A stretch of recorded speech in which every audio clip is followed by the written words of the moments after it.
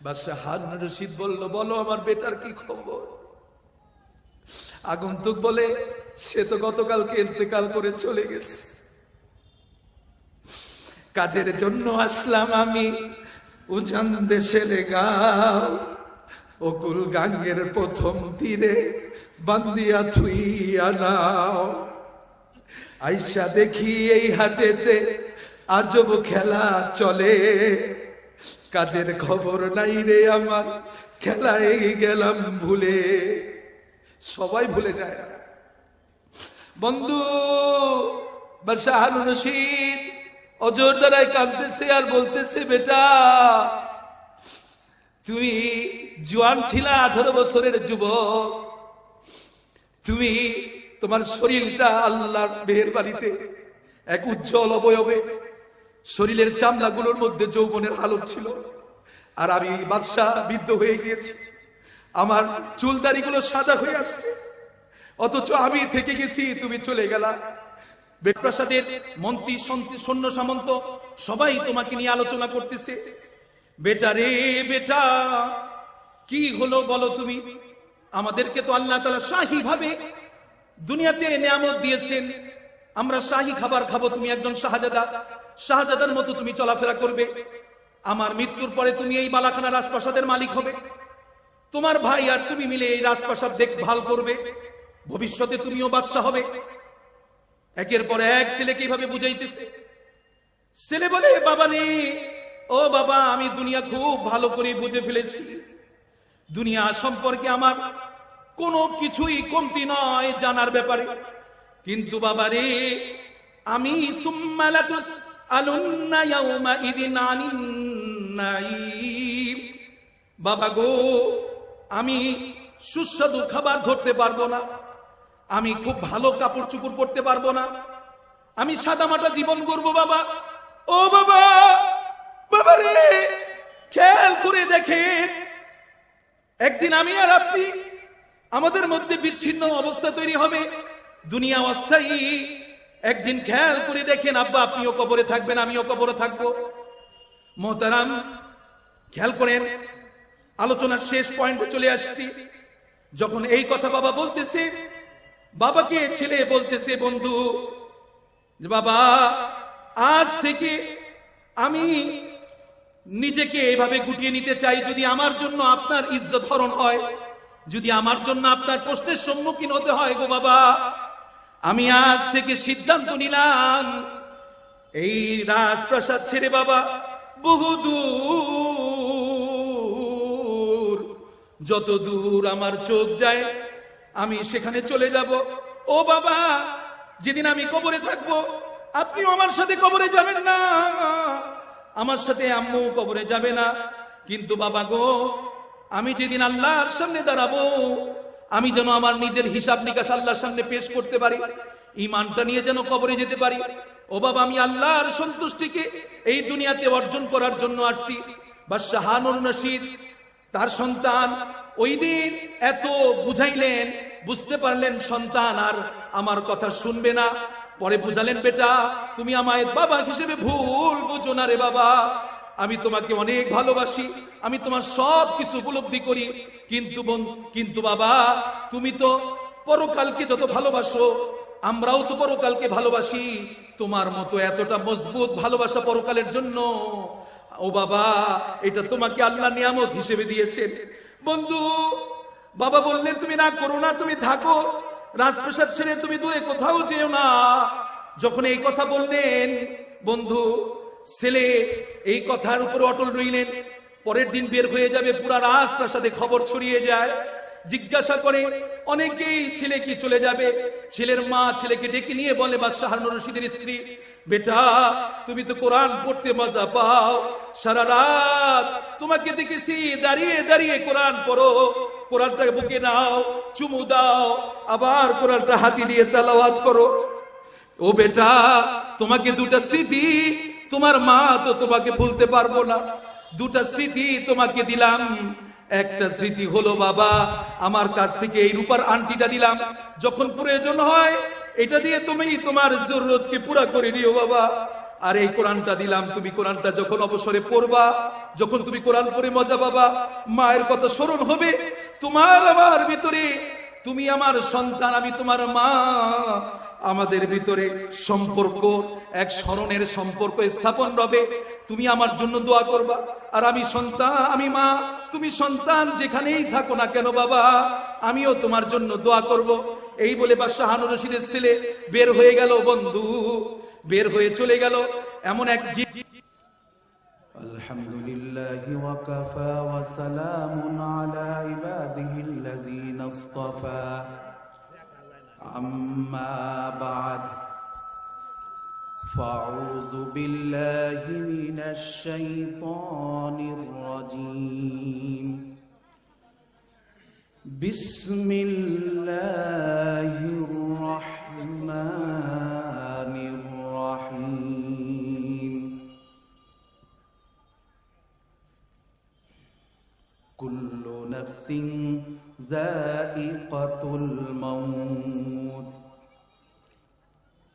وقال تعالى: وأما من خاف مقام ربه ونهى النفس عن الهوى فإن الجنة هي المأوى. وقال رسول الله صلى الله عليه وسلم: الكيس دان نفسه وعمل لما بعد الموت، أو كما قال عليه الصلاة والسلام. وقال تعالى: إن الله وملائكته يصلون على النبي يا أيها الذين آمنوا صلوا عليه وسلموا تسليما. আমরা সকলেই দিল থেকে মহব্বতের সাথে দরুদ ইব্রাহিম পড়ি। اللهم صل على محمد وعلى آل محمد كما صليت على إبراهيم وعلى آل إبراهيم إنك حميد مجيد. اللهم بارك على محمد وعلى آل محمد كما باركت على إبراهيم وعلى آل إبراهيم إنك حميد مجيد.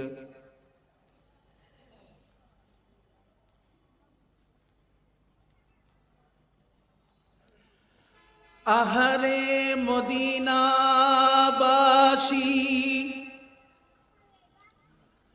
আহারে মদিনাবাসী,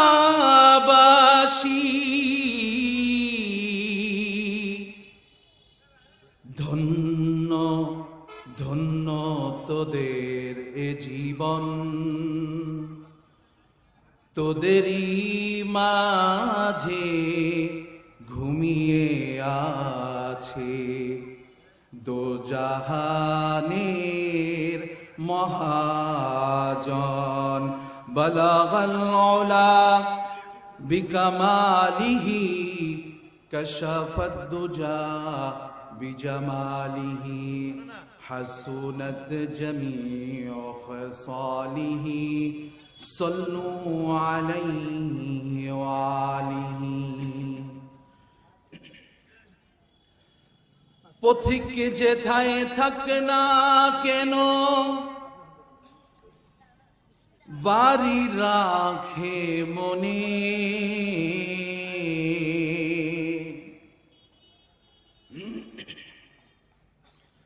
পথিক যেথায় থাক না কেন বাড়ি রাখে মনে, খাঁচার বন্দি বুলবুলিদের মন যে থাকে বনে রে, মন যে থাকে বনে। এথায় সবাই পথিক মোরা, ওথায় মোদের বাড়ি, কেহ আগে দিচ্ছে পারি, কেহ পরে পারি রে, কেহ পরে পারি।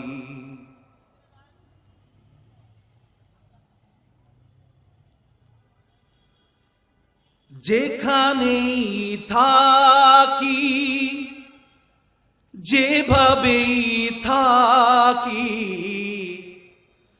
যেখানেই থাকি যেভাবেই থাকি, তোমাকে প্রভু যেন ডাক দিতে পারি। সকলে আওয়াজের সাথে চোখ বন্ধ করে মহাব্বতের দিলের দরজা জানালা খুলে আমরা আল্লাহ পাককে ডাক দেই, লা ইলাহা ইল্লাল্লাহ, লা ইলাহা ইল্লাল্লাহ, লা ইলাহা ইল্লাল্লাহ, লা ইলাহা ইল্লাল্লাহ, লা ইলাহা ইল্লাল্লাহ, লা ইলাহা ইল্লাল্লাহ, লা ইলাহা ইল্লাল্লাহ,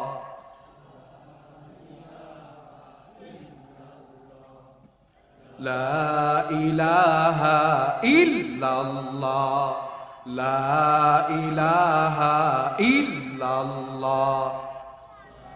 যার হৃদয়ে আছে আল্লাহর ভয়,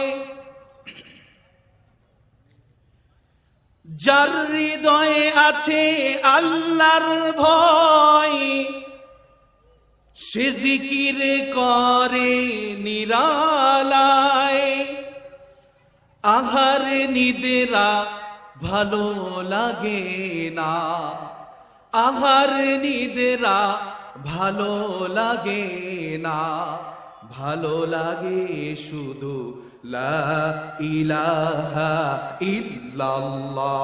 আরো জোরে, লা ইলাহা ইল্লাল্লাহ, লা ইলাহা ইল্লাল্লাহ, লা ইলাহা ইল্লাল্লাহ, লা ইলাহা ইল্লাল্লাহ, লা ইলাহা ইল্লাল্লাহ, লা ইলাহা ইল্লাল্লাহ মুহাম্মাদুর রাসূলুল্লাহ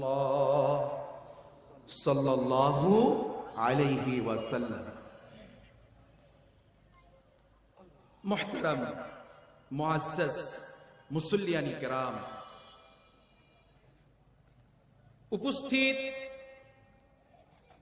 আজকের এই যমুনা বাজার কর্তৃক বাজারের যারা স্থানীয়, স্থায়ী এবং অস্থায়ী যারা ব্যবসায়ী, যাদের স্বতঃস্ফূর্ত আজকের এই অংশগ্রহণের মাহফিল, অনেক ত্যাগ অনেক কোরবানির পরে একটা মাহফিল করতে অনেক কষ্ট, এটা আমি জানি।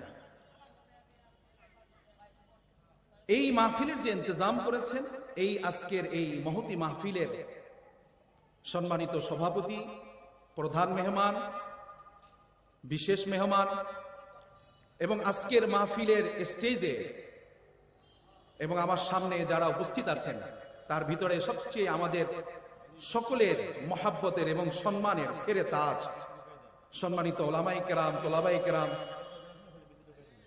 এবং পর্দার আড়ালে যে যেখান থেকে আমার এই মাইকের আওয়াজের মাধ্যমে বয়ান শুনতেছেন, আমার যত মা এবং ভগ্নীগণ,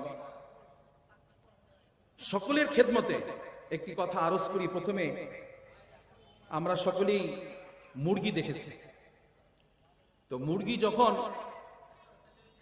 ডিমকে তাও দেয়, তো ওই যে ডিমগুলো মুরগির নিচে থাকে এগুলো বাচ্চা ফুটে, কিন্তু যেগুলো আপনার মুরগির যে অস্তিত্ব, তার তাপের যে অস্তিত্ব এর থেকে যখন বের হয়ে যায়, তো ধীরে ধীরে সেই ডিমগুলো আস্তে আস্তে নষ্ট হয়ে যায়। এই জন্য মাহফিলে এসে বসার বরকত আলাদা। তার কারণ আল্লামা জালালউদ্দিন সুয়ুতী রহমাতুল্লাহ আলাইহি বলেন, এই প্রতিটি ইসলাহী মজলিস, জিকিরের মজলিস, ওয়াজ মাহফিল, তাফসির মাহফিল, যত দ্বীনি মজলিস আছে, এই মজলিসগুলো অসম্ভব রকমের বরকতি মজলিস। আল্লামা জালালউদ্দিন সুয়ুতী রহমাতুল্লাহ আলাইহি তার তাফসিরের কিতাবে উনি বলেন, যেখানে একটা ইসলাহী মজলিস অথবা জিকিরের আল্লাহর স্মরণের মজলিস হয়, এর আশপাশে মাটির নিচে যত মানুষ শুয়ে আছে আলমে বারজাখে, কবরের জগতে, 40 থেকে 41 মাইলের ভিতরে 40 থেকে 41 দিন পর্যন্ত সমস্ত কবরের আযাবকে যেই দিন মাহফিল অনুষ্ঠিত হয় এরপরে বন্ধ করে দেওয়া হয়। সকলে চিৎকার দিয়ে বলি সুবহানাল্লাহ। এই জন্য বিশ্ববিখ্যাত বুজুর্গ, সমস্ত বুজুর্গদের যিনি আদি এবং যিনি সব বুজুর্গানে দ্বীনের সনদ, হযরত হাসান আল বসরি রাহিমাহুল্লাহ বলেন, কারো যদি দিলের ভিতরে বেশি কঠোরতা আসে, সে যেন অধিক পরিমাণে জিকিরের মজলিসে উপস্থিত হয়। যদি জিকিরের মজলিসে উপস্থিত হয়, যেখানে আল্লাহর স্মরণ হয়, এর কারণে বান্দার দিল থেকে কঠোরতা দূর হয়ে যায়। সুবহানাল্লাহি ওয়া বিহামদিহি সুবহানাল্লাহিল আযীম। আর জিকিরের মজলিস যখন যেখানে উপস্থিত হয়, সেখানে প্রচুর পরিমাণে ফেরেশতা, আল্লাহ পাকের রহমতের ফেরেশতা, তারা আসমান থেকে অবতরণ করতে থাকে। এই মজলিসের ফাঁকা জায়গাগুলো, যেই জায়গাগুলো ফাঁকা, এই জায়গাগুলো ফেরেশতারা বরকতি তাদের পদচারণা দিয়ে তারা ভরে ফেলে। সুবহানাল্লাহি ওয়া বিহামদিহি। এই জন্য দ্বীনি মজলিসে বসা, দ্বীনি মজলিসে আসা নিঃসন্দেহে এটা সৌভাগ্যের ব্যাপার, এটা রহমতের ব্যাপার, এটা বরকতের ব্যাপার, এটা মাগফিরাতের ব্যাপার। এই যে বাজারের উদ্যোগে আজকের এই মাহফিল, নিঃসন্দেহে আমার দিল থেকে তাদেরকে মোবারকবাদ। ওনারা তো এটা না করে অন্য কিছু করতে পারতেন না। কিছু সময়ের জন্য যে ওনারা ওলামায়ে কিরামকে একত্রিত করে এখানে দ্বীনি কথা শোনার জন্য দ্বীনি মজলিস কায়েম করেছেন, এটা আপনাদের দিলে আপনারা যারা উপস্থিত আছেন ভালো করেছেন না মন্দ করেছেন? নিঃসন্দেহে ভালো কাজ করেছেন। এবং এটাই আল্লামা জালালউদ্দিন সুয়ুতী রহমাতুল্লাহ আলাইহি বলেন, আমাদের যত মৃত অতীতের আমাদের যত মুরব্বিয়ানি কেরাম আছেন, আমাদের বাবা, নানা, নানি, দাদা, দাদি, আমরা যখন দ্বীনি মজলিসে বসি, ওনারা আমাদের এই মজলিসগুলোর পাশে চলে আসে। কিভাবে আসে? আল্লাহ তাবারক ওয়া তাআলার পক্ষ থেকে ওনাদের রূহকে সুসংবাদ জানানো হয়। আর আমাদের ঘরে যেমন আমরা বিড়াল পালি, তো আমাদের বিড়ালগুলো দেখবেন যখন তার ক্ষুধা লাগে, আপনি খেতে বসেন, আপনার পাশে এসে ম্যাও ম্যাও করে কিনা, ম্যাও ম্যাও। আপনি একটু কাটা দিলে সে অনেক খুশি। আপনি তো মাছটা খেয়ে ফেলতেছেন, কিন্তু কাটা দিয়ে বিড়ালের সান্ত্বনা হয়ে যাচ্ছে, তার রিজিক হয়ে যাচ্ছে। ঠিক তেমনি ভাবে আমাদের যে সমস্ত মুরব্বিয়ানি কেরাম কবরে চলে গেছেন, তারাও আমাদের এই মাহফিলের পাশে, দ্বীনি মজলিসগুলোর পাশে, আমরা যখন আমরা দ্বীনি কাজে লিপ্ত থাকি, গুনার কাজে না, নেক কাজে যখন আমরা জড়িত থাকি, তখন আমাদের পাশে এসে বলে, মায়াও ম্যাও ম্যাও, দাও দাও, আমাদেরকে দাও, আমরা কবরের জগতে বড়ই অসহায়। হ্যাঁ মুহতারাম, আমি অল্প সময়ের কিছু আলোচনা রাখবো, জাস্ট একটা মুজাকারা। অনেকেই এখানে বসেছেন এই উদ্দেশ্যে যে দেখি দ্বীনি দুটি কথা পাই কিনা। তো দ্বীনি মজলিসে দ্বীনি কথা আলোচনার দ্বারা জানা কথাটার উপরে আমল করা আরো সহজ হয়। সুবহানাল্লাহ। আর যে কথাটা জানা নাই, ওই কথার উপরে গুরুত্ব আরোপ হয়। দিলের ভিতরে একটা সুকুন আসে, দিলের ভিতরে একটা বুঝ পয়দা হয়, জজবা বলা হয় যেটাকে। আর এই জজবা দ্বারা মানুষ সামনের পথকে সুগম করতে পারে, পরকালে আখিরাতের পথ। মুহতারাম, আমি আপনাদের সামনে কোরআনে কারীমের ছোট্ট একটি আয়াতে কারিমা আয়াতটা অনেক ছোট, অনেক ছোট, কিন্তু এই আয়াত পৃথিবীর বহু মানুষকে কাঁপিয়ে দিয়েছে। ঘটনা অনেক ছোট হয়, অনেক সময় অনেক ঘটনা অনেক ছোট হয়, কিন্তু ওই ঘটনা মানুষের হৃদয় এফেক্ট করে। হয় না এরকম? হয়। একটা বিশাল ঘটনা কিন্তু মানুষের হৃদয় এফেক্ট করে না, কিন্তু ছোট একটা ঘটনা হলে দেখা যায় ঘটনাটা এমন যেটার সাথে মানুষের শুধু দুনিয়া না, আখিরাত, মৃত্যু, পরকাল, এমনকি হেদায়েতের বুঝ সমাজ এটার সাথে জড়িত থাকে। উদাহরণস্বরূপ আরব এবং আজমের একটা রাজপ্রাসাদ অথবা রাজপ্রাসাদকে কেন্দ্র করে একটি প্রাচীরের উপরে এক আল্লাহর গোলাম প্রতিদিন ওই দেয়ালের উপরে, প্রাচীরের উপরে উঠে আর ডাক দিয়ে বলে, বিদায় বিদায় বিদায়। এই শব্দটা শুধু বলতে থাকে। তো এই শব্দটা বলতে থাকে আল্লাহর বান্দা, প্রতিদিন বলে, প্রতিদিন। একটা সময় এসে সে ওইখানে বলে। একদিন হঠাৎ করে দেখা গেল প্রাচীর ঠিকই আছে, কিন্তু প্রাচীর উপরে যে আল্লাহর বান্দা দাঁড়িয়ে দাঁড়িয়ে বিদায় বলতো, বিদায় বলতো, ওই বান্দাকে দেখা যায় বেশ কিছুদিন হয়ে গেছে। আমরা সাধারণত একটা মানুষকে প্রতিদিন দেখি মসজিদে একসাথে মুসল্লি নামাজ পড়ে একই কাতারে। তো যদি একজন একজনকে দেখা না যায় তো তার বাড়িতে খোঁজ নেয়, পাশের লোকজন জিজ্ঞাসা করে, ইমাম সাহেব জিজ্ঞাসা করে, মুসল্লির খোঁজ খবর নেয় যে ব্যাপার কি, আমার ভাই কোথায়, এখানে যে মুসল্লিটা ছিল কোথায়। তো ওই বিদায় বিদায় বলে যে রাজপ্রাসাদের প্রাচীরের উপরে অনেকদিন যাবত ওই বান্দাকে দেখা যায় না। তো হঠাৎ করে ওই সময়ের একজন বিখ্যাত ব্যক্তি, আমাদের একজন অন্যতম, আমাদের একজন বুজুর্গ, আমাদের একজন আইডল, ইসলামিক একজন আকাবির আসলাফ, তিনি জিজ্ঞাসা করতেছেন যে এই যে প্রাচীরের উপরে এক আল্লাহর গোলামকে দেখা যাইত আর প্রতিদিন সে এখানে এসে বলতো বিদায় বিদায় বিদায়,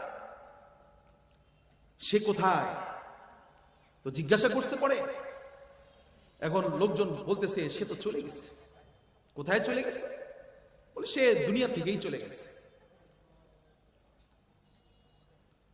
বিষ্ণু হাফেজ বতু গুয়ম কে গুলতাজা নমি মানদ, अगर मानद शबे मानद शबे दीगर नमी मानद, गुलज गुलशन जुदा गश्ता तो रू ताजा नमी मानद, अगर मानद शबे मानद शबे दीगर नमी मानद, हमेशा इज्जते मेहमा बे के खाना नमी मानद, अगर मानद शबे मानद शबे दीगर नमी मानद, हमेशा इज्जते मेहमा बे के खाना नमी मानद, अगर मानद शबे मानद शबे दीगर नमी मानद, हिजाबे नौ अरूसा दरबार शौहर नमी मानद, अगर मानद शबे मानद शबे दीगर नमी मानद।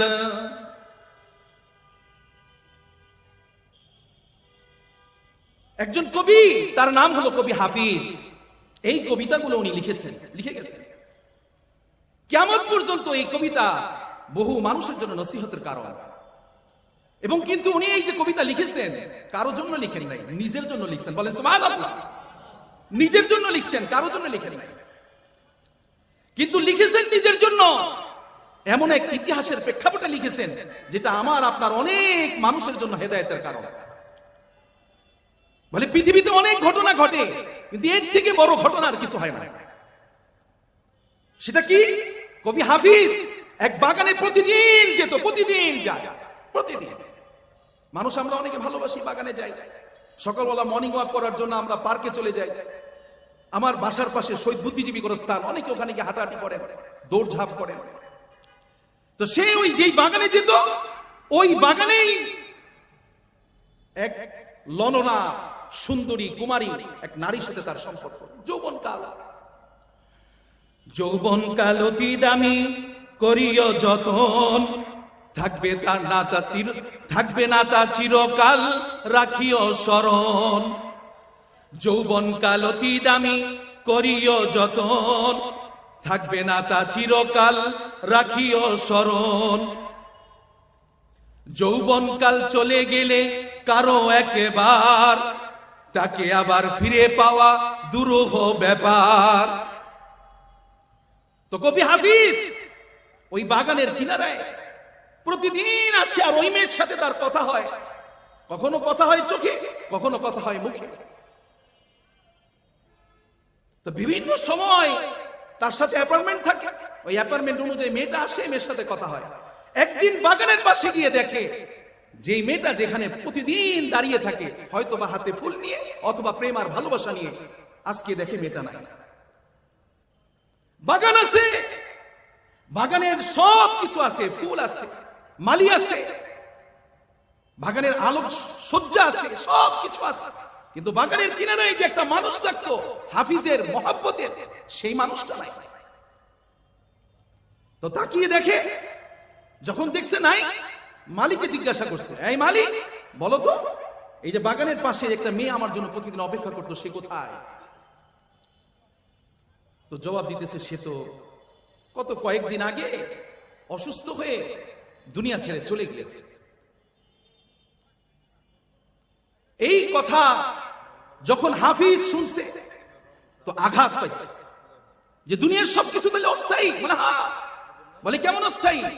কেউ যদি বাগান থেকে একটা ফুল কুড়ায়, এটা অস্থায়ী। কেউ যদি একটা ফুল দিয়ে মালা গাঁথে, আজকে মালা গেঁথেছে, কালকে এটা সৌন্দর্য থাকবে না, ফুলের খুশবু আস্তে আস্তে নষ্ট হতে থাকবে, বরবাদ হতে থাকবে। ঠিক তেমনি ভাবে যখন বাগানের ভিতরে ফুল এবং ফল এগুলো হয়, যদি সেই ফল কেউ নাও খায়, পাখিতেও খেয়ে ফেলে, মাটিতে পড়ে যায়, মাটির সাথে বিলীন হয়ে যায়। নিজেকে নিজে বলতেছে, আয় হাফিজ, শুধু কি তাই? খেয়াল করে দেখো, যখন ভাসর ঘরে স্বামী আর স্ত্রী একই সাথে প্রথম রাত কাটায়, পরবর্তী দিন আর তাদের লজ্জা বাকি থাকে না। আর একই মেহমান যদি একই ঘরে একই মেজবানের বাড়িতে বারবার যায়, বেশি দিন থাকে, একদিন, 2 দিন, 3 দিন, আর কদর থাকে না, ঠিক কিনা? এই হাফিজ নিজেকে নসিহত করতেছে, বলে এখন কি করবা? तेरी याद में सबको भुला दो, कोई ना मुझे याद रहे, सब खुशियों को आग लगा दूं, सब खुशियों को आग लगा दूं, खाना दिल আবাদ রহে। ওই দিন থেকে সে নিজেকে আল্লাহর জন্য, আল্লাহর স্মরণে, আল্লাহর জন্য দেওয়ানা হয়ে, মজনু হয়ে, দুনিয়ার এই জিন্দেগীর সমস্ত আরাম আয়েশ সব কিছুকে জলাঞ্জলি দিয়ে ত্যাগ করে এক মালিকের সান্নিধ্যে যাওয়ার জন্য প্রস্তুতি নিয়ে নিয়েছে। সকলে চিৎকার দিয়ে বলি আল্লাহু আকবার। এটা জীবনের পরিবর্তন। আমার ভাই, অনেক ঘটনা আমাদের সামনে ঘটে, কিন্তু মানুষের চলে যাওয়া এটা সবচেয়ে বড় পৃথিবীর ঘটনা, এর থেকে বড় ঘটনা নাই। মাউতু কাসিন কুল্লু নাফসিন শারিবুন, কবরু বাইতিন কুল্লু নাফসিন দাখিলুন।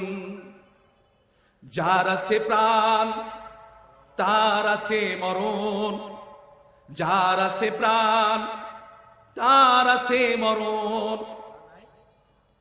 আলা ইয়া সাকিনাল কসরিল মুআল্লা সাতুদফানু আন করিবিন ফিত তুরাব। হে বিলাসবহুল বাড়ি অট্টালিকার অধিকারী, অচিরেই তোমাকে দিতে হবে কবর দেশে বাড়ি, ঠিক কি না? অচিরেই। আজকে আমি মনে করতেছি যে আমাকে বোধহয় মৃত্যু এত সকালে ধরবে না, না, সবার কাছে আসবে। একটা গোয়েল সাপ 300 350 বছর বাঁচে, একটা কচ্ছপ 200 থেকে 250 বছর বাঁচে, তারপরে কোথায় যায় বলেন তো? কবরে চলে যায়, কবরে চলে যায়। এমন কোন মাখলুক নাই যে মাখলুকের জন্য আল্লাহ মৃত্যু বানান নাই। আজকে মৃত্যু নিয়ে আলোচনা শুরু করলাম কেন? প্রসঙ্গক্রমে বলি, গতকালকে আমাদের জীবন থেকে একটা বছর কিন্তু ইন্তেকাল করেছে। কয়টা বছর? একটা বছর। 365টা ইটা, 365টা দিন আমাদের জীবন থেকে গতকালকে খসে গিয়েছে, এমন ভাবে বিদায় নিয়েছে। কোনদিন আর এই ইটা, এই জীবনে আর কোনদিন 2025 সাল বলে কিছু আমাদের জীবনে আসবে না, কোশ্চিনকালও আসবে না। কিন্তু গতকালকে আমার কাছে মনে হয়েছে বাংলাদেশে সব থেকে ব্যয়বহুল মৌজ আর মাস্তি করা হয়েছে। রাতের আধারে 12টার পরে যখন তাহাজ্জুদ গুজার বান্দা মুসল্লায় চলে যায়, অস্থির তার হৃদয় মালিকের সাথে সান্নিধ্যে, তখন আমাদের এই বাংলাদেশের অসংখ্য যুবক, এটা তো পরিসংখ্যান করা সম্ভব না, যারা বাবা মায়ের অসংখ্য টাকা, অগণিত টাকা এবং কি পরিমাণ টাকা অপচয় করে পুটকাবাজি, মানুষের ঘুমের ডিস্টার্ব, এমনকি আমাদের জুলুমের এই পরিধি এরকম ছিল। আমার গতকালকে আমার বেগম বলতেছিল, বহু পাখিরাও পর্যন্ত আহত হয়ে, নিহত হয়ে জমিনে পড়ে যায়। রাতের বেলা পাখিরা বাসায় চলে যায়, আমাদের পটকার আওয়াজে যে আমরা 31st নাইট, নতুন বৎসর উদযাপন উপলক্ষে এই পরিমাণ আমরা মৌজার মাস্তি করি, এই পরিমাণ মানুষের শব্দ দূষণের দ্বারা মানুষের বিঘ্ন ঘটাই, মাখলুককে এত পরিমাণ কষ্ট দেই যে উড়ন্ত পাখিরা যখন নিরে ফিরে রাতে, তারাও তাদের বাড়ি থেকে ছটফট করে বের হয়ে কোথায় যাবে দিশাহারা। নিউ ইয়র্কে দেখা গেছে, বিভিন্ন দেশে দেখা গেছে, আমাদের দেশ সহ পাখিরা সেখানে স্ট্রোক করে, কামিন সহিহিন রাইতু মিন সাকমিন যাহাবা নাফসুহু সহিহতু ফালতাতান, অসংখ্য পাখি জমিনে পড়ে আছে মৃত। এভাবে বহু পাখির প্রজনন হারিয়ে যাচ্ছে। চলে যেতে হবে সবাই। কিন্তু আমি যে আয়াতে কারিমা তেলাওয়াত করেছি, কুল্লু নাফসিন যায়কাতুল মাউত, আল্লাহ রাব্বুল আলামিন বলেন পৃথিবীতে যত মাখলুক আছে সব মাখলুকের জন্য আল্লাহ একটা নিজাম রাখছেন। একজনকে জিজ্ঞাসা করা হয়েছিল দার্শনিক মহাকালের, যে বলেন তো মানুষ মারা যায় কেন, মাখলুক চলে যায় কেন, মারা যায় কেন? বলে তার জন্মই তার মৃত্যুর কারণ, জন্মিলে মরিতে হয়। আসছি, এখন আমি কি করব? এজন্য কবি বলছেন এভাবে, जैसे करनी वैसे भरनी है जरूर, जैसे करनी वैसे भरनी है जरूर, मैयत कब्र में उतरनी है जरूर। আপনি একটা ব্যাগের ভিতরে সব স্বর্ণ ঢুকাইছেন, আপনি বলেন তো ব্যাগটার মধ্যে ঢাললে পরে কি বের হবে? স্বর্ণ বের হবে। আর একটা ব্যাগের ভিতরে আপনি সব নারাকোটা ঢুকাইছেন, তো বের ঢাললে কি বের হবে? নারাকোটা বের হবে। একটা ব্যাগের ভিতরে আপনি টাকা ঢুকিয়েছেন, তো ওই টাকা ব্যাগটা ঢাললে পরে কি বের হবে? টাকাই বের হবে। আল্লামা ইবনে জাওজি রাহমাতুল্লাহ আলাইহি তিনি তার সন্তানকে বলতেছে, ও সন্তান বেটা, তোমার জিন্দেগির হায়াত, তোমার জন্য এক একটা মিনিট, এক একটা সেকেন্ড, এক একটা ঘন্টা, এক একটা বছর, এক একটা সপ্তাহ, এই সব কিছু তোমার জন্য এক একটা সিন্ধুক। বাবারে, এই সিন্ধুকের ভিতরে তুমি নেক আমলের চাষ করো। যদি তুমি নেক আমলের চাষ করো গো, আমি আপনাদের সামনে একটা কোরআনে কারীমের আয়াত তেলাওয়াত করেছি, ওয়াম্মা মান খাফা মাকামা রাব্বিহি ওয়া নাহান নাফসা আনিল হাওয়া ফাইন্নাল জান্নাতা হিয়াল মাওয়া। যেদিন আল্লাহর সামনে তুমি দাঁড়াবে, সন্তানকে বলতেছে, এই বেটা, তোমার জীবনের মিনিট, সেকেন্ড, ঘন্টা, সপ্তাহ, মাস, বছর, শতাব্দী যা তুমি হায়াতে পাচ্ছ, মনে রেখো এগুলো এক একটা সিন্ধু। তুমি এই মিনিট, সেকেন্ড, ঘন্টা, মাস, সপ্তাহ, বছরের প্রতিটা সিন্ধুকে নেক আমলের চাষাবাদ করে নেক আমলকে সঞ্চিত করো। সিন্ধুকে তো টাকাও রাখা যায়, সিন্ধুকে অনেক কিছু সঞ্চিত রাখা যায়, ইচ্ছা করলে জীবনের সিন্ধুকে নেক আমল দিয়ে ভরপুর করে নেওয়া যায়। ফামান কানা ইয়ারজু লিকা রাব্বিহি ফালইআমাল আমালান সালিহা। আল্লাহ রাব্বুল আলামিন বলেন, তুমি তোমার জীবনের, আমি তোমাকে ছেড়ে দিয়েছি, যাও, কিন্তু তোমাকে আমি একটা নিজাম লাগিয়ে দিয়েছি, জন্মের মাধ্যমে এবং মৃত্যুর মাধ্যমে তোমার সূচনা যেমন, তোমার শেষটাও তেমন। এখন তুমি কি করবা, তুমি সিদ্ধান্ত নাও। এর জন্য মুহতারাম, যে আয়াতে কারিমা তেলাওয়াত করেছি আপনাদের সামনে, এই আয়াত বড় সাংঘাতিক আয়াত। এই আয়াতের দিকে তাকালে পড়ে ইতিহাসে দেখা যায় এই আয়াতের আওয়াজে, এই আয়াতের প্রতি অন্তরে যে তাসির হয়েছে, এই তাসিরে ভয়ঙ্কর ভয়ঙ্কর রাজা বাদশারাও তাদের জীবনে তারা পরিবর্তন হয়ে গেছে, মহা পরিবর্তন, এটা চিন্তাই করা যায় না। যেমন যেমন হিশাম ইবনে আব্দুল মালিক, এই আয়াত স্মরণে ছিল। কোন মা হয়তো তার দিলের মধ্যে স্মরণ করায় দিচ্ছে, কারণ মা তো সব মা সন্তানকে মৃত্যুর কথা বলে না, বরঞ্চ এখন এমন এক প্রেক্ষাপট চলতেছে, মৃত্যুর কথা বললে অনেক আল্লাহর বান্দা শুনতেই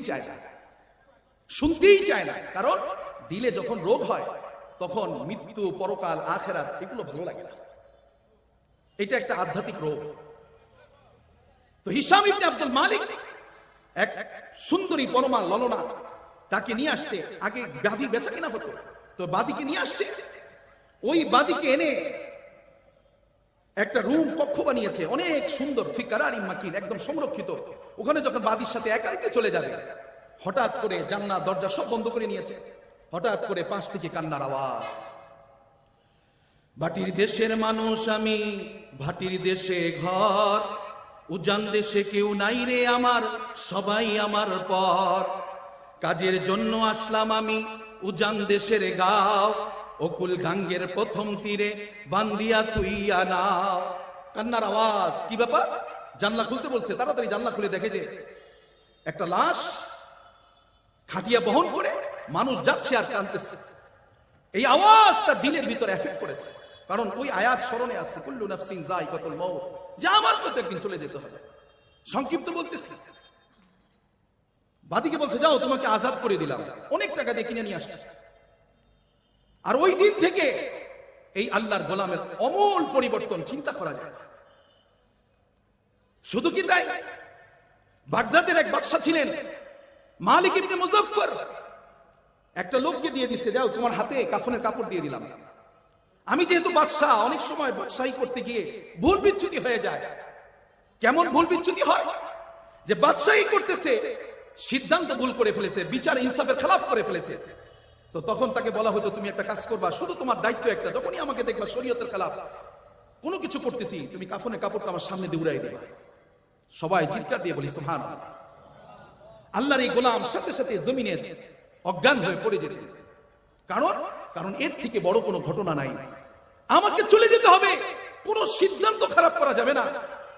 বলে যে আপনি এখানে বসেন না, না বসা যাবে না, কারণ আমার একটা মঞ্জিল আছে, সামনে আমার মৃত্যুর পেয়ালা, অতএব আমাকে সব কাজ করা যাবে না, এখানে বসেন। বলে হ্যাঁ এখানে বসা যায়, এখানে বসলে মালিক খুশি হবে, মৃত্যুর প্রস্তুতি নেওয়া যাবে ইনশাআল্লাহ। এখানে 2 মিনিট বসিয়ে দেখি, ঠিক কি না?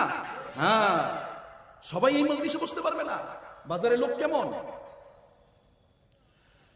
सूज दिल बा कसब बूयम दर जहां एक गूशे नीस गूशे बाशद सद हजारा लाए के एक गूशे नीस।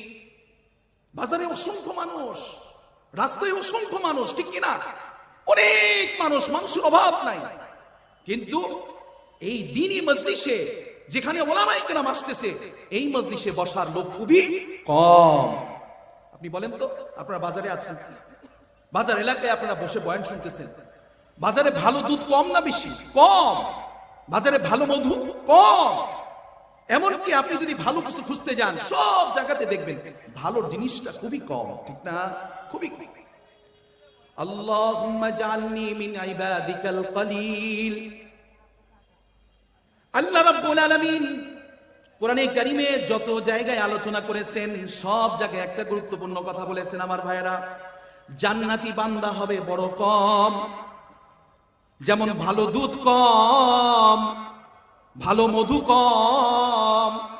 আল্লাহ পাকের কোরআনে কারীমের আয়াতকে উপলব্ধি করতে পারবে তার সংখ্যা বড় কম। যারা তাকওয়ার উপরে চলবে তাদের সংখ্যা বড় কম।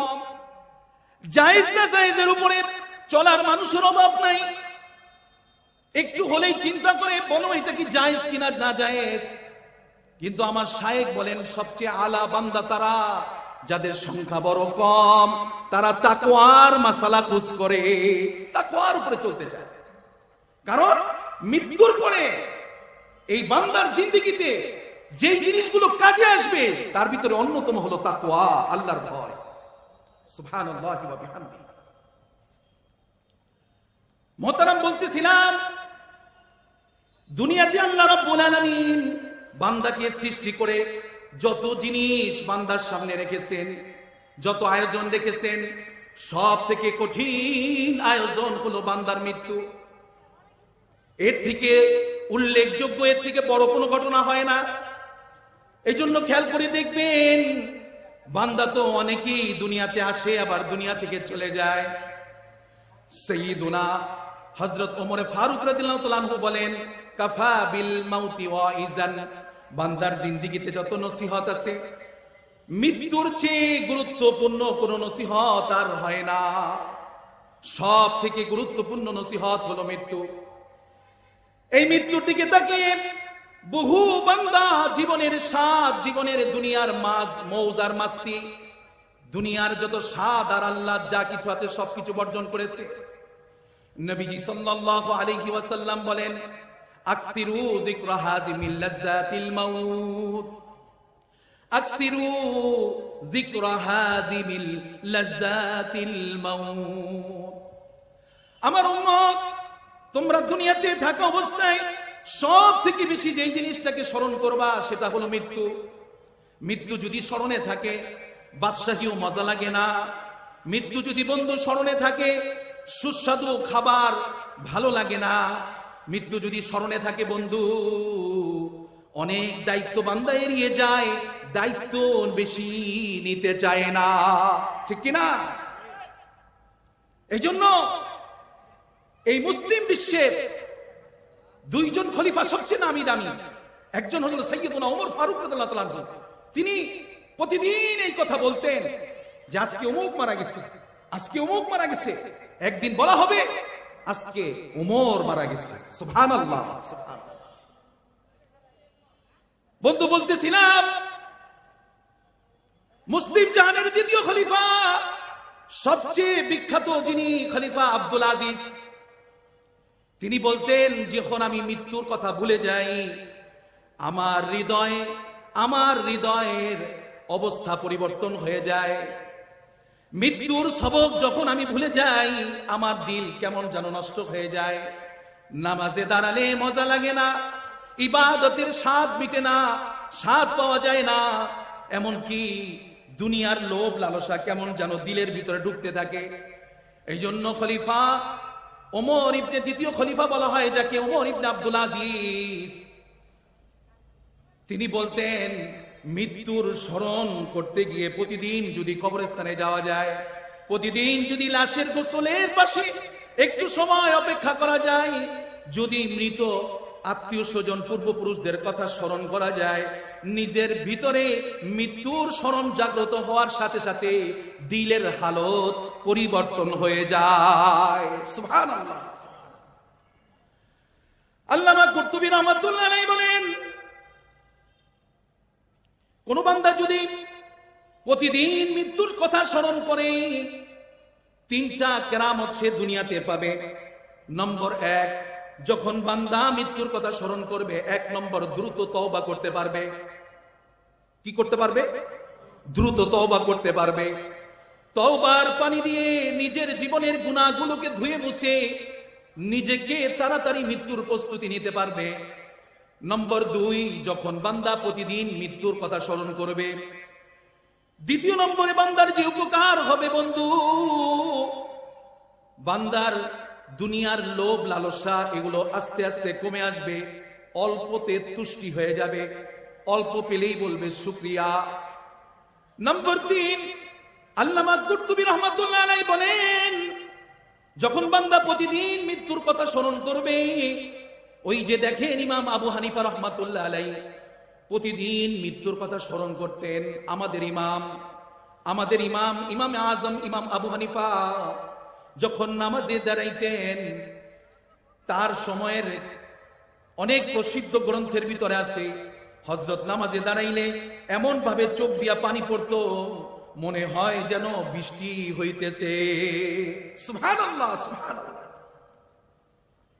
ইশারের সময় দাঁড়াইছেন আমার হযরত ইমাম আবু হানিফা রাহমাতুল্লাহ আলাইহি আর ফজর পর্যন্ত একই জায়গায় নামাজে দাঁড়িয়ে আছেন, নিজের দাড়ি ধরে ধরে দোয়া করতেছেন ফজরে আজানের আগে, আর বলতেছেন আল্লাহ আপনার বান্দা নোমানকে আপনি মাফ করে দেন। এই জন্য মৃত্যুর চিন্তা যার ভিতরে থাকবে, সে যেখানেই থাকুক, বাজারে থাকুক, ঘরে থাকুক, রাস্তায় থাকুক, রাজপ্রাসাদে থাকুক, তার মন মানসিকতার চিন্তার চাল চলন সবকিছু চেঞ্জ, ব্যতিক্রম, কারোর সাথে মিলবে না। তাকে বলতে পারে উদ্ভট, তাকে এই সমাজ তাকে ইন্ডিকেট করতে পারে, তাকে এই সমাজ তার ব্যাপারে সমালোচনা আলোচনার ঝড় তুলতে পারে, বলে যে লোকটা অসুস্থ, বলতে পারে, অসম্ভব। কারণ সে মাথা উঠায় চলতে পারে না, সে সব কাজ করতে পারে না, সে বর্ডার চিন্তা করে, বর্ডার, যে আমার কোন কাজটা করলে মৃত্যুর পরে আমার জিন্দেগিতে মুসিবত আসবে, সেই কাজের কাছেও সে যায় না। এই জন্য বান্দার জীবনে শ্রেষ্ঠ একটা ইবাদত, এবং এটাও জিকির, মৃত্যুর কথা স্মরণ করা। মুসলিম জাহানের অন্যতম খলিফা, খলিফা হারুনুর রশিদ রাহিমাহুল্লাহ, হযরত নিজের জীবনে সবচেয়ে বেশি মৃত্যুর কথা স্মরণ করতেন, এবং স্মরণ করতেন বিধায়ী মুসলিম জাহানে ইনসাফকার যতগুলো বাদশাহ যাদের নাম রয়েছে তার মধ্যে উনি অন্যতম।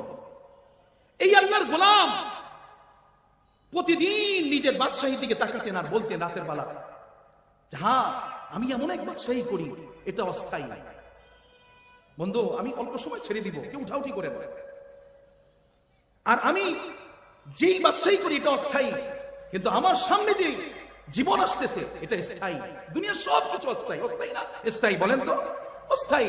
আজকের এই মাহফিল অস্থায়ী, এই যে আমি বয়ান করতেছি অস্থায়ী, আমাদের এখানে যা কিছু দেখতেছি দুই চোখে সবই অস্থায়ী, স্থায়ী কিছু নাই। স্থায়ী একমাত্র অবিনশ্বর আল্লাহ। কে বলেন? আল্লাহ, একমাত্র আল্লাহ, আর কিছু স্থায়ী না। বাদশাহ হারুন রশিদ বলতেন নিজের রাজপ্রাসাদে নিজের বালাখানার দিকে তাকিয়ে তাকিয়ে নিজের রাজ্যের উপরে ধিক্কার দিতেন আর বলতেন, হ্যাঁ তোমাকে নিয়ে আমি সময় কাটাই, কিন্তু তুমি অস্থায়ী। হ্যাঁ, এই বাদশাহ হারুন রশিদ এত নেককার, এত পরেজগার ছিলেন। প্রতিদিন তিনি কমসে কম 100 রাকাত নফল নামাজ পড়তেন। সকলে চিৎকার দিয়ে বলি সুবহানাল্লাহ। প্রতিদিন 100 রাকাত। ইমাম গাজ্জালী রাহমাতুল্লাহ আলাইহি যখন মৃত্যুর সময় চলে আসলো, যেই রাতে, যেদিন মৃত্যু হবে তার আগের রাতে, আমরা তো বছর শেষ হয়ে গেছে আনন্দে ককটেল পার্টি করি, ডিজে পার্টি করি, আমরা মৌজ মাস্তি করি, বিরিয়ানির প্যাকেট বিতরণ করি। গতকালকে আমি যখন সবজি কিনতেছিলাম বললাম লেবু আছে, বলে নাই। আমি বললাম শশা আছে, বলে নাই। আমি বললাম টমেটো আছে, নাই। কাঁচামরিচ আছে, নাই। কি ব্যাপার? বলে হুজুর আজকে যদি 20 কেজি শশা, আরো 30 কেজি শশা থাকতো, টমেটো থাকতো, সব চলে যেত। তো আমরা বিশেষ দিন আসলে আমরা ওই বিশেষ দিনগুলোতে মনে করি যে একটা বছর চলে গেছে, আমি কতটা বোকা, আমি আনন্দ উদযাপনের জন্য বাসায় পার্টি দিতেছি, অনুষ্ঠান করতেছি, বন্ধুদের সাথে বাজেট করে ফেলেছি, লক্ষ লক্ষ কোটি কোটি টাকা এক রাতে উড়ে যাচ্ছে। অথচ কত মানুষ, অসুস্থ মানুষ চিকিৎসার অভাবে ধুকে ধুকে মারা যাচ্ছে, তাকে 10টা টাকা দেওয়ার মতো কেউ নাই। এই হলো আমাদের বিবেক, এই হলো আমাদের অবস্থা। এই জন্য মনে রাখবেন, ওই যে বলতেছিলাম, জৈসে করনি वैसे भरनी है जरूर, मैयत कब्र में उतरनी है जरूर। যা নিয়ে যাবেন তাই তো যাবে। আপনি সারা জীবন তাহাজ্জুদ করছেন, নিঃসন্দেহে আপনার কবরে তাহাজ্জুদ যাবে।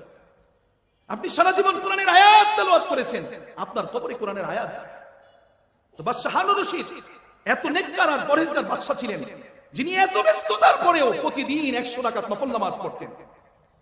এক বছর যদি জিহাদের ময়দানে থাকতেন, পরের বছর উনি হজে ওমরায় যাইতেন। কমাস কম 1000 আলেমকে নিয়ে তিনি হজে যাইতেন, ওমরায় যাইতেন। সুবহানাল্লাহ। এত নেককার, এত পরহেজগার। আর ওনার স্ত্রী তো আরব এবং আজমের জন্য যে কাজ করেছেন খাল খনন করে, যেমন স্বামী তেমন স্ত্রী, দুইজনই নেককার, পরহেজগার, অসম্ভব বুজুর্গ। আল্লাহ তাবারক ওয়া তাআলা মনে রাখবেন, বাপকা বেটা সিপাই কা ঘোড়া। এই আল্লাহর গোলাম বাদশাহ হারুন রশিদের ঔরসে একটা সন্তান দিয়েছিলেন, মামুনুর রশিদ, আমিনুর রশিদ। মামুনুর রশিদ, আমিনুর রশিদ, এই দুইজন সন্তান তার ছিল। এদের মধ্যে একজন পরবর্তী বাদশাহী দুনিয়ায় করছেন, আরেকজন করছেন আখিরাতে। সকলে চিৎকার দিয়ে বলেন আল্লাহু আকবার। তো বাদশার একটা মাত্র সন্তান, ছোট ছেলে যে আমিনুর রশিদ, হঠাৎ করে ইয়া আইয়ুহাল্লাযীনা আমানু কু আনফুসাকুম ওয়া আহলিকুম নারা নিজে তো জাহান্নাম থেকে বাঁচতে হবে, নিজের পরিবারকেও বাঁচাইতে হবে, ঠিক না? এটা আল্লাহ পাকের ঘোষণা। ইয়া আইয়ুহাল্লাযীনা আমানুত্তাকুল্লাহা ওয়া কুনু মা'আস সাদিকিন। কিছু কিছু বান্দার জন্য জীবনে আল্লাহ তাআলা একটা উসিলা দিয়া দেয়, বাহানা দিয়া দেয়। একটা বাহানার মাধ্যমে বান্দাদেরকে আল্লাহ কবুল করে নেয়। এখন তো বাহানার যুগটা আমরা হারাই ফেলতেছি। এই বাদশা হারুন রশিদের দরবারে সবসময় আলেমদের কদর ছিল, ওখানে অনেক আল্লাহ ওয়ালাদের আসা যাওয়া ছিল। তো তার ছোট ছেলে আমিনুর রশিদ আল্লাহ ওয়ালাদের সোহবতের মাধ্যমে দিল পরিবর্তন হয়ে যায়। দিল এমন পরিবর্তন হয়েছে, এখন তার বাদশাহী মজা লাগে না। সবাই চিৎকার দিয়ে বলেন আল্লাহু আকবার। এখন আর বাদশাহী তার ভালো লাগতেছে না। তো কিছুদিনের মধ্যেই এমন অমূল পরিবর্তন চিন্তা করা যায় না। এই ছেলে যখন শাহী মহলে কোনো আয়োজন হয়, এই আয়োজনে সে বসে না। শাহী খাবারের দস্তরখান যখন বিছানো হয়, সেখানে যখন উন্নত মানের খাবার প্রদর্শন করা হয়, সেই খাবার সে ছুঁয়েও দেখে না। এমনকি কোনো মৌজ মাস্তি কিছুই নাই, বরং সব সময় তার মুখটা মলিন থাকে, ঠোঁটটা লড়তে থাকে। সুবহানাল্লাহ বলেন, সুবহানাল্লাহ। আল্লাহর জিকিরে বান্দার চাল চলন কথাবার্তা সবই অলৌকিক। এখন মানুষজন তাকে বলাবলি করতে থাকলো, যাহা এই ছেলে বোধহয় মাথা তার সমস্যা হয়ে গেছে। আমাদের দেশে দেখবেন যে এই ছেলেটা বেশি নামাজি, দিনদার, তাবলিগে যায়, বন্ধু বান্ধবের সাথে কম উঠা বসা করে। আমাদের বুজুর্গানে দিন বলছেন, 5টা কাজ যে করবে তাকে আল্লাহ তাআলা ওলায়াতের মুকুট দান করবেন, আল্লাহর ওলি বানায়া কবরে নেবেন। সবাই সবাই চিৎকার দিয়ে বলি সুবহানাল্লাহ। এর মধ্যে একটা হলো উত্তম মানুষের সোহবত। উত্তম মানুষের সোহবত, যারা নেককার, এদের সোহবতে উঠা বসা করা। নম্বর 2, কথা কম বলতে হবে, জিকির বেশি করতে হবে। কথা কম, জিকির বেশি। কিলা ইয়া রাসূলুল্লাহি আইয়ু জিলাসাইনা খায়রুন ক্বালা মান যাক্কারাকুম রু'য়াতুহু ওয়া যাদা ফি ইলমিকুম মানতিকুহু। নবীজি সাল্লাল্লাহু আলাইহি ওয়াসাল্লামকে সাহাবায়ে কিরাম জিজ্ঞাসা করলেন, ইয়া রাসূলুল্লাহ, আমরা কার সান্নিধ্যে উঠা বসা করব? নবীজি বললেন, এমন মানুষের সান্নিধ্যে যাও যাকে দেখলেই তোমার অন্তরে আল্লাহর স্মরণ জাগ্রত হয়। সুবহানাল্লাহ। যার কথা শুনলে তোমার ইলম বেড়ে যায়, আর যার চাল চলন কাজকর্ম তোমাকে পরকাল ও আখিরাতের কথা স্মরণ করিয়ে দেয়। সুবহানাল্লাহ। এমন মানুষের সান্নিধ্যে কি আমার সন্তান যায়? আমি যাই? বরঞ্চ আমরা এই মানুষগুলোকে পেলে তাদের ব্যাপারে কুধারণা করতে বড় অভ্যস্ত। তাদের কি টেক লাগাইতে পারি, খুব লিখতে না পারলো মুছতে পারি। এই মানুষগুলোকে খারাপ ধারণা করতে পারি, কাছে গিয়ে তার থেকে ফায়দা নিতে পারি। এই জন্য ভালো ড্রাইভার হলে ভালো ড্রাইভারের সাথে চলতে হয়, ভালো ব্যবসায়ী হতে হলে ভালো ব্যবসায়ী সোহবতে যেতে হয়। কিন্তু আখিরাত প্রেমিক হতে হলে আখিরাত গুজারদের কাছে মনে হয় আমাদের অবস্থা এমন, তাদের কাছে যাওয়া লাগে না, না তাদের কাছে যেতে হয়। এই জন্য আল্লাহ তাআলা বলছেন, হে ঈমানদারেরা, তোমরা আল্লাহকে ভয় করো এবং আমার সাদিকিন, সত্যবাদী, নেককার, পরেজগার, আল্লাহওয়ালা বান্দাদের সাথে উঠা বসা করো। সকলে চিৎকার দিয়ে বলি সুবহানাল্লাহ। করলে কি হবে? করলে আপনার দিলের ভিতরে আস্তে আস্তে পরিবর্তন আসবে। কেমন পরিবর্তন? এই যে বাদশা হারুন রশিদের ছেলে। বন্ধু,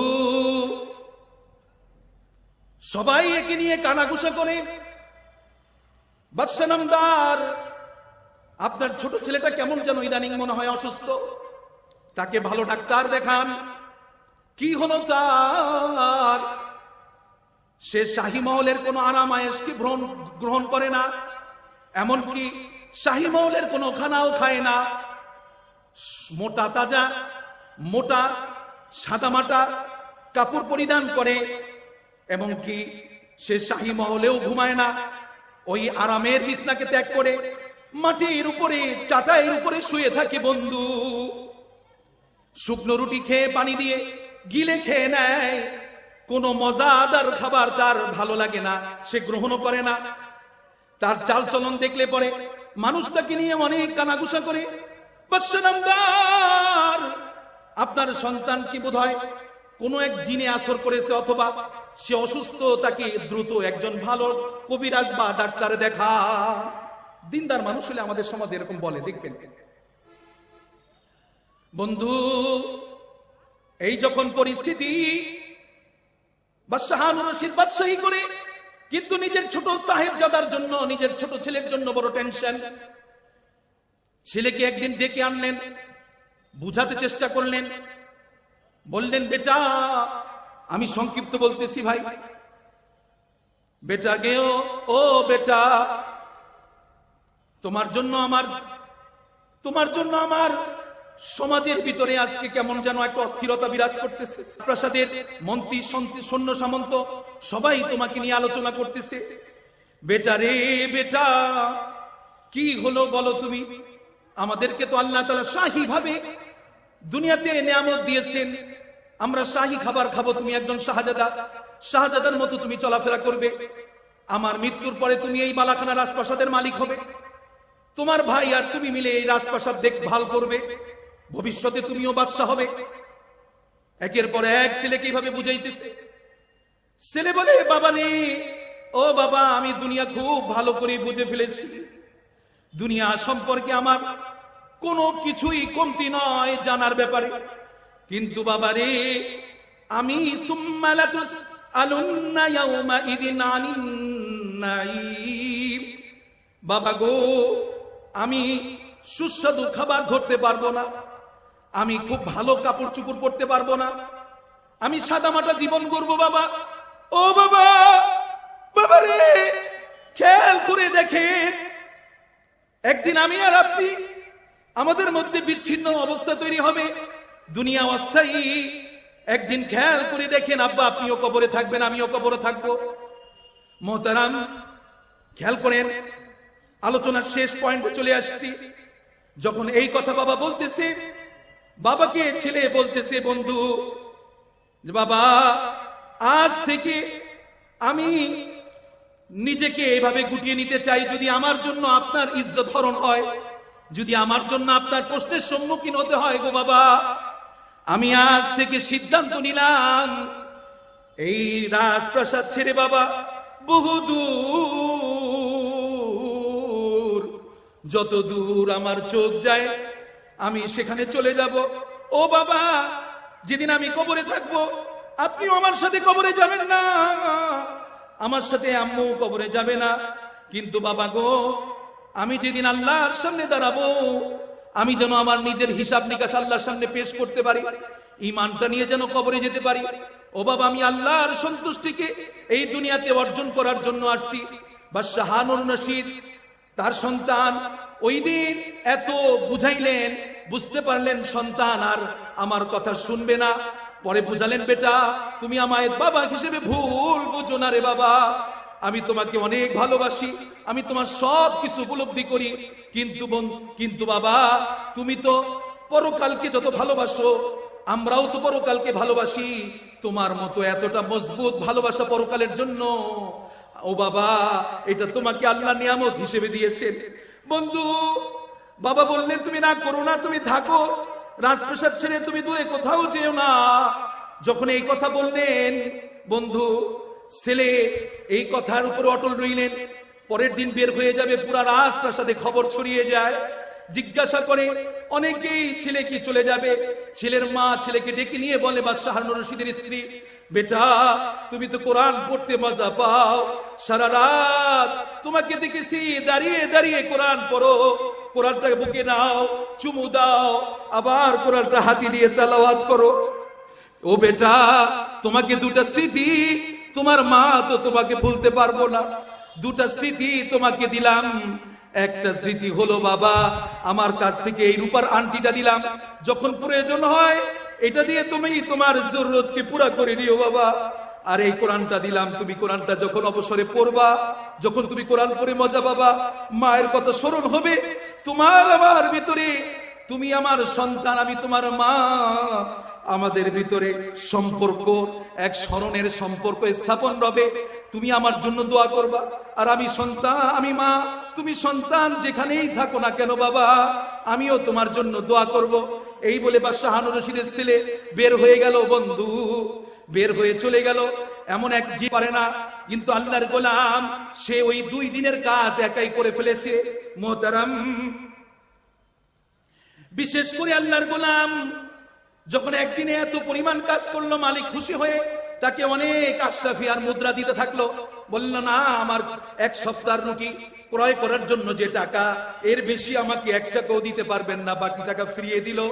পরের দিন বান্দা চিন্তা করলো, এমন নেককার বালককে দিয়েই তো আমার কাজ করা দরকার। মোহতারাম, আমরা এগুলো বুঝি না। আমরা কখনো হাত চিন্তা করি না, মানুষটা নেককার কিনা তাকেও চিন্তা করি না, আমি কার সাথে লেনদেন করতেছি সেটাও চিন্তা করি না। নেককার মানুষের সাথে বেশি বেশি লেনদেন করা দরকার। এই সিস্টেমটাও এখন আমাদের সমাজ থেকে হারিয়ে যাচ্ছে। মোহতারাম, পরবর্তী দিন সে আবার বাজারে গেল সেই রাজমিস্ত্রি রাজ্যকালীর জন্য। গিয়ে দেখলো না, সেখানে সে নাই। পরবর্তী মানুষজন বলতে থাকলো, সে তো নির্দিষ্ট বস মাত্র সপ্তাহে 1 দিন আসে। পরবর্তী সপ্তাহ তার জন্য কাজের জন্য ওয়েট করলো। পরবর্তী দেখা গেল বন্ধু সেই লোকটাকে নিয়ে গেল। সে আল্লাহর গোলাম বাদশাহ হারুন রশিদের ছেলে, জানে না যে এটা বাদশার ছেলে। পরবর্তীতে তাকে দিয়ে ওই দিনও কাজ করানো হলো, কিন্তু ফাঁকে ফাঁকে খেয়াল করলো যখন সে কাজ করে, রাজমিস্ত্রির কাজ করার সময় যে সিমেন্ট বালু যা কিছু মিক্স করে, মশলাটা যখন দেয়ালের উপরে রাখে, ইটটা অটোমেটিক উড়ে গিয়ে দেয়ালে ঠিক জুৎসই সেটা বসে যায়। মোহতারাম, বুঝতে পারলো এই বান্দার সাথে আল্লাহর সাথে নিবিড় কালেকশন, নিবিড় গোলাম, আল্লাহর এক নিবিড় গোলাম। এই বান্দার অবস্থা সেটা বুঝতে পেরে আল্লাহর বান্দাকে ওই দিনও বেশি হাদিয়া দিতে চায়, সে নেয় না। বাকি কাজটুকু ওই গোলামকে শেষ করার জন্য 3য় সপ্তাহে যখন গেল, গিয়ে কি শুনলো সে অসুস্থ। পরবর্তীতে তাকে নিয়ে তার কাছে চলে গেল। গিয়ে দেখলো বান্দা যেখানে তার থাকার জায়গা, সে যে জীর্ণ কুঠিরি থাকে, সেই জীর্ণ কুঠিরের ভিতরে বান্দা অসুস্থ। বলল, আমি তোমাকে ডাক্তার দেখাবো। বলে, তার আর প্রয়োজন হবে না, কারণ যাকে আল্লাহ অসুস্থ করেছে তাকে সুস্থতা আল্লাহই দিবেন। কিন্তু আমার জন্য এখন সবচেয়ে বড় সুস্থতা হলো মউত। কুল্লু নাফসিন যায়িকাতুল মউত। তবে বান্দা বিদার সময় বলল, আমার কাছে 2টা আমানত আছে বন্ধু। একটা আমানত হলো, একজন বলবা বর্তমান যে বাদশাহ নামদার খলিফা হারুনুর রশিদ, তার কাছে গিয়ে এক পরবাসী, এক মুসাফির পরবাসী, কুন ফিদ দুনিয়া কান্নাকা গরীবুন আও আবিরুস সাবিল, একজন সাবিল, একজন মুসাফির এই দুনিয়াতে ছিল, সে চলে গিয়েছে। তার কাছে আপনার 2টি আমানত, একটা হলো রূপার আংটি, আরেকটা হলো কোরআন শরীফের হাদিয়া। এই 2টা তার কাছে পৌঁছে দিবা।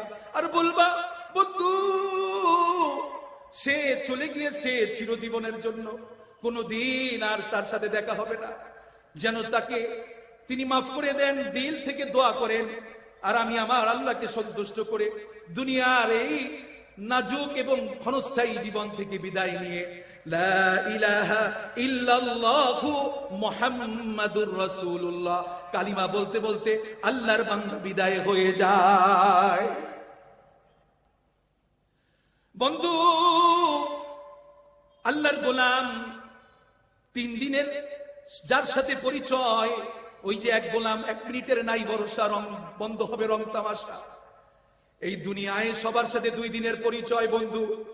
2 দিনের পরিচয় শেষে আল্লাহর গোলাম যখন বান্দাকে দুনিয়া থেকে হারিয়ে ফেলেছে, ভিক্ষার বান্দা তার নিজ হাতে দাফন কাফনের কাজ সেরে রওনা দিয়েছে খলিফাতুল মুসলিমিন খলিফা হারুনুর রশিদের দরবারে গিয়ে দেখলেন বাদশাহ হারুন রশিদ কোথায় যেন সফরে বের হচ্ছে।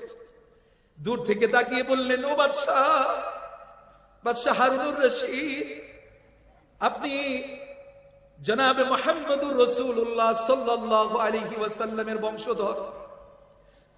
সেই বংশের দোহাই, সেই মুবারক গোত্রের দোহাই, মেহেরবানি করে আমার কথা শুনুন। তাকিয়ে দেখলেন হাতে 1 জেল কোরআন শরীফ, আর 1 জেল, আর একটি আংটি। তিনি দেখেই চিনে ফেলেছেন, বুঝতে পেরেছেন। আগন্তুককে বললেন, তুমি বোধহয় আমাকে কোনো দুঃসংবাদ দিবা, মেহেরবানি করে তুমি রাজমহলে আসো। বাদশা তার সফরকে ক্ষান্ত করলেন, সফরকে বন্ধ করে দিয়ে রাজমহলে গেলেন। রাজমহলে ঢুকে, ও বন্ধু আল্লাহর গোলাম, যে সন্তানের স্মৃতি বিজড়িত কোরআন শরীফ বুকে দেখে বললেন, বলো তো আমার সন্তানের কি খবর। এবার বাদশাকে তাকিয়ে দেখে বান্দা বলতেছে, চোখ দিয়ে দুজনের পানি ঝরতেছে অঝোর ধারায়। বন্ধু,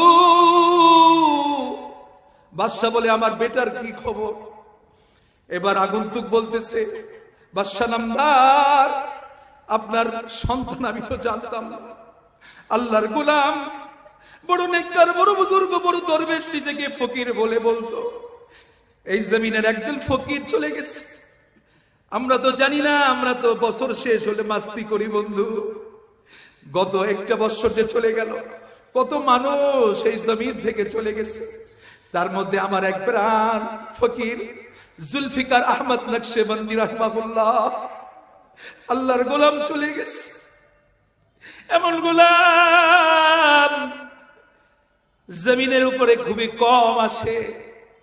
কোটি কোটি আল্লাহর গোলামকে তালাশ করলে একজন বাদশা হারুনুর রশিদের সন্তান মিলানো বড় দায়। বাদশা হারুনুর রশিদ বুঝতে পেরেছেন কোন দুঃসংবাদ, আমার ছেলের কি খবর। দুইজনই কথা বলতে পারতেছে না বন্ধু, শুধু অঝোর ধারায় চোখের পানি ঝরতেছে, শুধু অঝোর ধারায়। এমন সময় আগন্তুক বলতেছে, বাদশা নামদার, আমি তো জানি না সে যে আপনার সাহেবজাদা, তবে শুনেছিলাম আপনার একজন সন্তান বড় মজনু, বড় মালিকের দিওয়ানা। সে আপনার সন্তান যে বুঝতে পারি নাই, নিজেকে সব সময় ফকির বলতো, দরবেশ বলতো। ও বন্ধু, বাদশা হারুন রশিদ বলল, বলো আমার বেটার কি খবর। আগন্তুক বলে, সে তো গতকালকে ইন্তেকাল করে চলে গেছে। কাজের জন্য আসলাম আমি উজান দেশের গাঁও, অকুল গাঙ্গের প্রথম তীরে বান্দিয়া থুইয়া নাও। আইসা দেখি এই হাটেতে আজব খেলা চলে, কাজের খবর নাই রে আমার, খেলায় গেলাম ভুলে। সবাই ভুলে যায় বন্ধু। বাদশা হারুন রশিদ অজর দ্বারায় কাঁদতেছে আর বলতেছে, বেটা তুমি জোয়ান ছিলা, 18 বছরের যুবক, তুমি তোমার শরীরটা আল্লাহর মেহেরবানিতে এক উজ্জ্বল অবয়বে, শরীরের চামড়াগুলোর মধ্যে যৌবনের আলো ছিল। আর আমি বাদশা বৃদ্ধ হয়ে গিয়েছি, আমার চুলদারিগুলো সাদা হয়ে আসছে, অথচ আমি থেকে গেছি, তুমি চলে গেলা। বেটা তুমি তো সফল, কারণ তুমি এই ক্ষণস্থায়ী জীবনকে প্রাধান্য দাওনি, তুমি তোমার চিরস্থায়ী জীবনকে প্রাধান্য দিয়ে, তুমি তোমার মালিককে সন্তুষ্ট করে, তুমি তোমার আল-কাইয়িসু দানা নাফসাহু লিমা ওয়া আমিলা লিমা বা'দাল মাউত, তুমি মৃত্যুর প্রস্তুতি নিয়ে দুনিয়া থেকে চলে গিয়েছো। মুহতারাম, আল্লাহ তাবারক ওয়া তাআলা আমাদেরকে মৃত্যুর প্রস্তুতি নিয়ে এই দুনিয়ার এই ক্ষণস্থায়ী জীবন থেকে যেভাবে বিদায় নেওয়া দরকার। এই যে কয়দিন আগে পাকিস্তানের এক বুজুর্গ জুলফিকার আহমদ নকশবন্দি হযরত চলে গেছেন, মাত্র 80 থেকে 82 বছর বয়সে 42 বছরে জীবনটাকে পাল্টে দিয়েছেন। 40 থেকে 42 এমন পরিবর্তন হয়েছে যেটা কল্পনা করা যায় না। আল্লাহ তাবারক ওয়া তাআলা আমাদেরকেও এইভাবে আমাদের এই দুনিয়ার জীবনে মৃত্যুর মঞ্জিলকে সামনে রেখে মৃত্যু এবং আখিরাতের পরকালের প্রস্তুতি নিয়ে এই দুনিয়া থেকে বিদায় নেওয়ার তৌফিক দান করুন। আমরা সকলেই বলি আমিন। অযথা সময় নষ্ট করা যাবে না। যেইটুকু সময় আমরা আজকে পাচ্ছি, ওলামায়ে কেরাম কথা বলবেন। আমার পরবর্তীতে যারা ওলামায়ে কেরাম আছেন, খালেদ সাইফুল্লাহ আইবি সাহেবের ভাই মাসুদুর রহমান আইবি, সাদিকি সাহেব আছেন, আমাদের নাজিমনগর নগর মসজিদের খতিব সাহেব অনেক সুন্দর আলোচনা করেন। ওনাদের আলোচনা শুনবেন তো ইনশাআল্লাহ। ইনশাআল্লাহ আল্লাহ তাবারক ওয়া তাআলা যেইটুকু আলোচনা করেছি, বিক্ষিপ্ত আলোচনা, শারীরিকভাবে অসুস্থ আছি, দোয়া চাইলাম, দোয়া রইল। আপনারা সকলেই এই মাহফিলের শেষ পর্যন্ত সময় দিয়ে এখান থেকে আখিরাতের পাথেয় হাসিল করে আমরা সকলে বিদায় নিব।